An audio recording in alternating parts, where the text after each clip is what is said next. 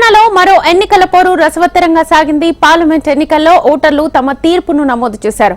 రాష్ట్రంలోని అన్ని పార్లమెంట్ నియోజకవర్గాల్లో దాదాపు పోలింగ్ ప్రశాంతంగా ముగిసింది. అయితే గత ఎన్నికలతో పోలిస్తే ఈసారి పోలింగ్ శాతం కాస్త పెరిగే అవకాశాలు కనిపిస్తున్నాయి. మరి ఏ సమయానికి పోలింగ్ ఎంత శాతం నమోదైంది, పోలింగ్ ఎలా జరిగింది, లెట్స్ వాచ్.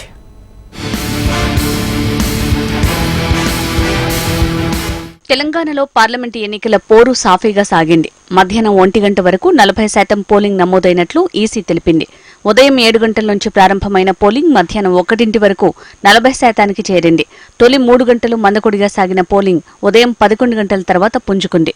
చాలా చోట్ల భారీ సంఖ్యలో ఓటు హక్కును వినియోగించుకునేందుకు ఓటర్లు పోలింగ్ కేంద్రాల వద్ద బారులు తీరారు.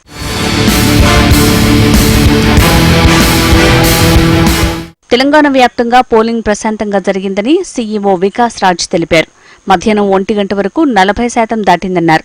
అయితే హైదరాబాద్ లో మాత్రం 20% నమోదైందన్నారు. మరింత పెరుగుతుందన్నారు. 2019తో పోలిస్తే ఈ సమయానికి పోల్ శాతం బాగానే ఉందన్నారు. పలు సెగ్మెంట్లలో ఇప్పటికే 50% దాటిందన్న సీఈఓ పోలింగ్ పూర్తయ్యే సమయానికి పెరుగుతుందన్నారు.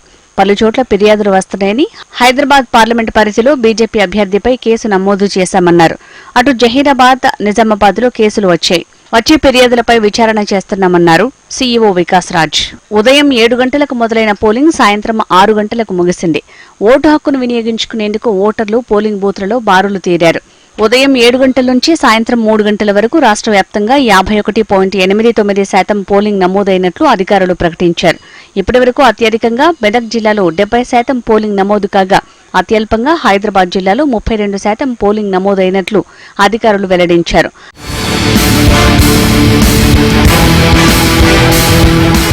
తెలంగాణలోని 17 లోక్సభ స్థానాలకు పోలింగ్ జరగ్గా 525 మంది అభ్యర్థులు పోటీ చేశారు. అత్యధికంగా సికింద్రాబాద్ లో 45 మంది, అత్యల్పంగా ఆదిలాబాద్ లో 12 మంది పోటీ చేశారు. ఇక స్వతంత్ర అభ్యర్థులుగా బరిలో 285 మంది నిలవగా, సికింద్రాబాద్ కంటోన్మెంట్ అసెంబ్లీకి బైపోల్ జరిగింది. అందులో 15 మంది అభ్యర్థులు తలపడ్డారు. తెలంగాణ వ్యాప్తంగా 3,32,32,318 మంది ఓటర్లుంటే పురుషులు 1,65,13,014 మంది, మహిళలు 1,67,574 మంది, ఇతరులు 2,760 మంది, సర్వీస్ ఓటర్లు 15,970 మంది ఉన్నారు. గత 2019 తెలంగాణ పార్లమెంటు ఎన్నికల్లో 62.25% పోలింగ్ నమోదైంది. మెదక్ పార్లమెంటు పరిధిలో అత్యధికంగా 68.25% పోలింగ్ నమోదవగా, సికింద్రాబాద్ లో అత్యల్పంగా 39.20% పోలింగ్ నమోదైంది. 17 పార్లమెంటు స్థానాలకు మొత్తం 443 మంది అభ్యర్థులు పోటీ చేశారు. నిజామాబాద్ పార్లమెంటరీ నియోజకవర్గం నుంచి అత్యధికంగా 185 మంది అభ్యర్థులు పోటీపడగా, మెదక్ పార్లమెంట్ స్థానానికి అత్యల్పంగా 10 మంది బరిలో దిగారు. ఈసారి ఎన్నికల్లో 25 మంది మహిళలు పోటీలో ఉన్నారు. టీఆర్ఎస్, కాంగ్రెస్, బీజేపీలు మొత్తం 17 స్థానాల్లో తమ అభ్యర్థులను బరిలో దింపగా, ఎంఐఎం ఒక్క హైదరాబాద్ నుంచే పోటీకి దిగింది. బీఎస్పీ 5, సిపిఐ 2, సిపిఎం 2 చోట్ల తన అభ్యర్థులను బరిలో దింపింది. స్వతంత్ర అభ్యర్థులు 299 మంది ఈసారి ఎన్నికల్లో పోటీపడ్డారు.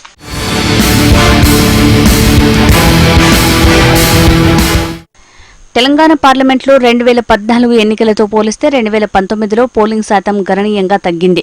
తెలంగాణలోని 17 లోక్సభ సెగ్మెంట్లలో జరిగిన ఎన్నికల్లో భారీ కోత పడింది. 2014 నాటి ఎన్నికలతో పోలిస్తే 2019లో పోలింగ్ శాతం బాగా తగ్గడం నేతలను ఆందోళనకు గురిచేసింది. వివిధ పార్లమెంటరీ స్థానాల్లో దాదాపు 5 నుంచి 16% మేర పోలింగ్ తక్కువగా నమోదైందట.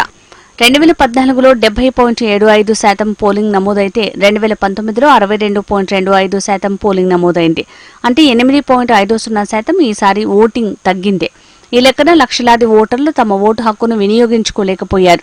అత్యధికం ఖమ్మం, అత్యల్పం భాగ్యనగరం 17 లోక్సభ నియోజకవర్గాలకు గాను అత్యధికంగా ఖమ్మంలో 75.61% పోలింగ్ నమోదవగా, అత్యల్పంగా హైదరాబాద్ లో 39.49 మేర ఓట్లు పోలయ్యాయి.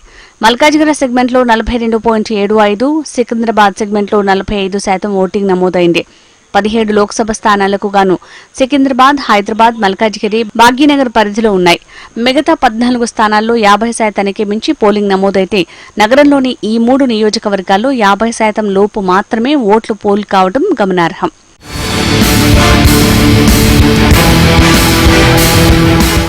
అలా తెలంగాణ పార్లమెంట్లో జరిగిన గత 2 ఎన్నికల్లో పోలింగ్ శాతంలో హెచ్చుతగ్గులు కనిపించగా గత ఎన్నికల కంటే ఈసారి కాస్త పోలింగ్ శాతం పెరిగే అవకాశం కనిపిస్తోంది.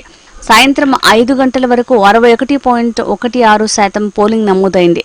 6 గంటల వరకు క్యూ లైన్లో ఉన్న వారికి ఓటు వేసే అవకాశం కల్పించారు. దీంతో రాత్రి సమయానికి పోలింగ్ శాతం మరింత పెరిగే ఛాన్స్ ఉంది.